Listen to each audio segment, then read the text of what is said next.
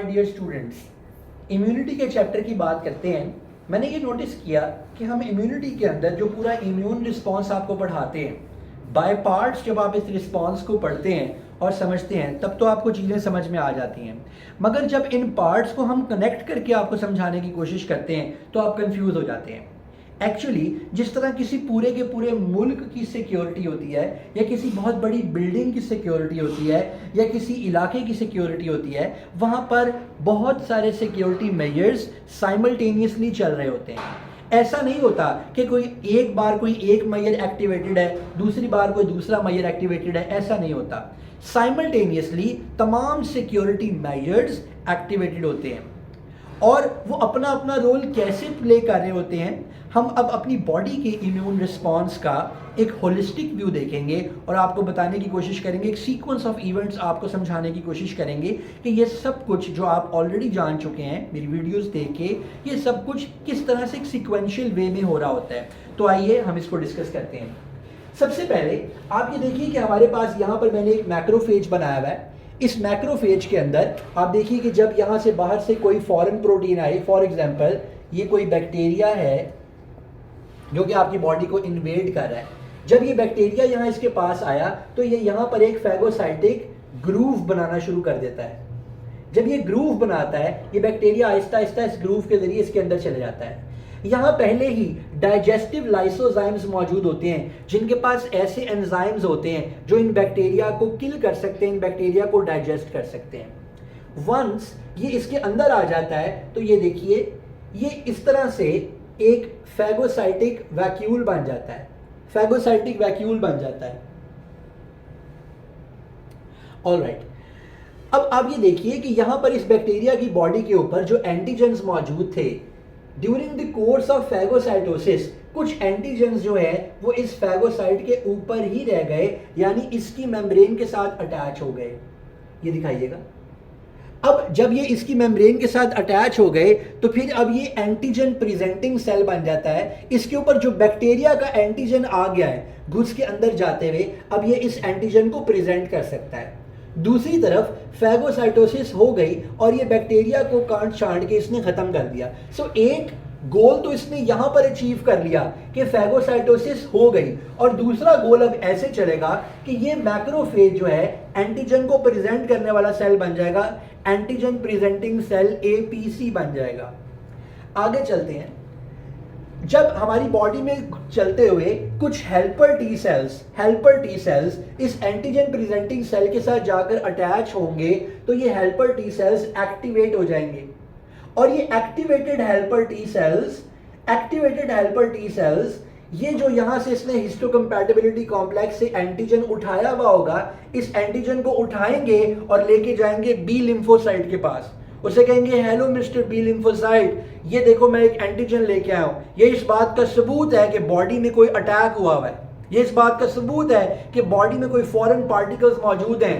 सो इनके खिलाफ कुछ करो। तुम्हारे पास तो गन्स हैं, तुम तो बुलेट्स फायर कर सकते हो, मैं तो सिर्फ तुम्हें बता ही सकता था, मैं तो एक इंटेलिजेंस एजेंट की तरह काम कर सकता हूं। सो बी लिम्फोसाइट क्या करता है?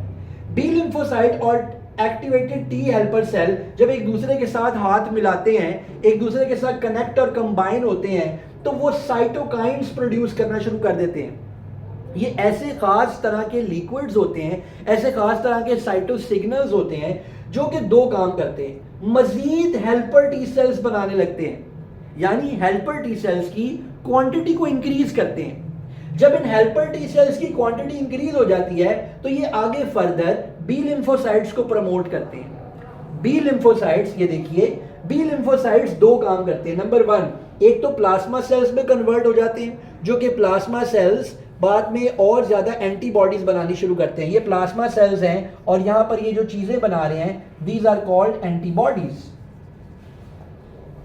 और ये एंटीबॉडीज मेरी दूसरी वीडियो में मैंने एक्सप्लेन किया हुआ है कि वो कौन से 6 मैकेनिज्म्स हैं जिनके जरिए एंटीबॉडीज किसी फॉरेन इन्वेडिंग पैथोजन को किल कर सकती हैं या उनके टॉक्सिन को डिटॉक्सिफाई कर सकती हैं। यहां पर ये बी लिम्फोसाइट्स प्लाज्मा सेल्स बनते हैं और मेमोरी सेल्स बनते हैं। आपको पता है कि ये मेमोरी सेल्स क्यों बनते हैं? ताकि लाइफ लॉन्ग इम्यूनिटी मिले नेक्स्ट टाइम जब ये पैथोजन आपकी बॉडी के अंदर आए। यहां पर मैं लिखता हूं डेज यहां पर मैं लिखता हूं antibody concentration 0, 10, 100, 1000, 10,000। So first time जब पैथोजन इन्वेड होता है कुछ यूं सा रिस्पॉन्स आता है। अगर यही वाला पैथोजन सेकंड टाइम इन्वेड हो जाए तो रिस्पॉन्स एनॉर्मस होता है। तो हम कहते हैं हम इम्यूनाइज हो गए हैं, हमें वैक्सीन लग चुकी है, या हम एक्चुअली बीमार हो चुके हैं, अब दोबारा हम बीमार नहीं होंगे because we have got antibodies now. अब जो कोविड में भी आप लोगों ने एंटीबॉडी टेस्ट करवाए थे वो इस चीज का टेस्ट था आपकी बॉडी में कि आपकी बॉडी में क्या प्लाज्मा सेल्स बने हुए हैं जो कि स्पेसिफिक एंटीबॉडीज बना रहे हैं कि नहीं बना रहे। और दूसरी तरफ ये साइटोकाइंस जहां बी लिम्फोसाइट से प्लाज्मा और मेमोरी सेल्स बनवाते हैं, वहीं पर ये साइटोकाइंस जो हमारे टी लिम्फोसाइट्स हैं उनसे किलर टी सेल्स भी बनवाना शुरू कर देते हैं।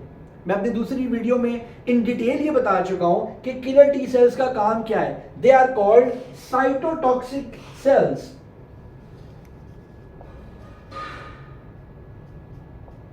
साइटोटॉक्सिक यानी हमारी बॉडी का कोई ऐसा सेल जिसके अंदर ढेर सारे पैथोजेंस जा चुके हों और पैथोजेंस अपने आप को छुपा रहे हो वहां पर, जिसको हम बोलते हैं एंटीजेनिक कंसीलमेंट।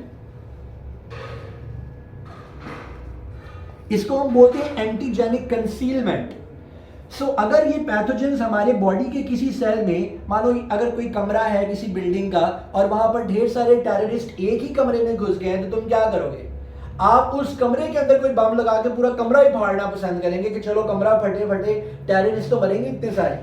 सो इसी तरह ये ढेर सारे घुसपैठिए, ये टेररिस्ट, ये फॉरेन इन्वेडिंग पैथोजेंस जो हैं, ये जब हमारी बॉडी के किसी खास सेल में, हमारे अपने सेल्फ सेल में घुस चुके हैं और कंसील किया हुआ अपने आप को, तो साइटोटॉक्सिक किलर सेल जो मैंने यहां पर थोड़ा खतरनाक सा बनाया है, ये आकर इसके साथ अटैच होता है और ये इस सेल को ही किल कर देता है, इस सेल को ही मार देता है। तो बच्चों ये था एक ओवरऑल होलिस्टिक व्यू कि किस तरह से हमारी बॉडी में इम्यूनोलॉजिकल रिस्पांस जनरेट होता है।